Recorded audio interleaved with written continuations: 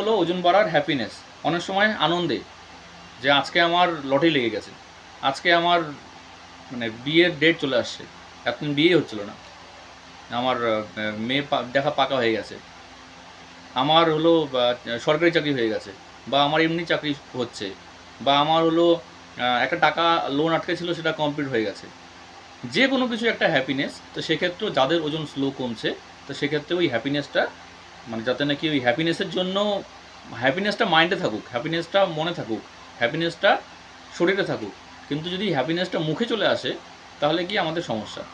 ঠিক আছে, যদি নাকি আমরা কোনো একটা খাবার হ্যাপিনেসের জন্য খেয়ে ফেলছি, তাহলে সেটা পরে আমরা পস্তাবো যে কেন খেয়ে ফেললাম। তো এই হ্যাপিনেসের জন্য আমাদের যদি হাই ক্যালোরি বা কোনো একটা ক্যালোরি আমরা ইনটেক করে ফেলছি, তাহলে আমার ওজন বাড়তে পারে। 7 নম্বর হলো অ্যাংরি হওয়া, রেগে যাওয়া। দুঃখ আর রাগ কিন্তু আলাদা। যেটা বললাম যে দুঃখের জন্য আমরা খেয়ে নিতে পারি, ইমোশনের জন্য খেয়ে নিতে পারি, আনন্দ পেলে খেয়ে নিতে পারি, তাহলে আমরা কী জন্য খেতে পারি?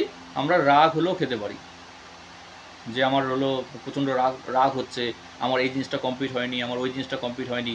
তো কমপ্লিটও মনে করেন যে মানে হয়নি, তার জন্য আপনার মনে হচ্ছে যে একটা খাবার খেয়ে নিই।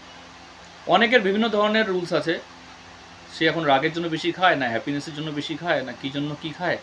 তো যে আর কি রাগের জন্য বেশি খায়, তো সেই রাগটাকে রাগ হতেই পারে, কারণ রাগ না হলে ফ্রাস্ট্রেশন হবে।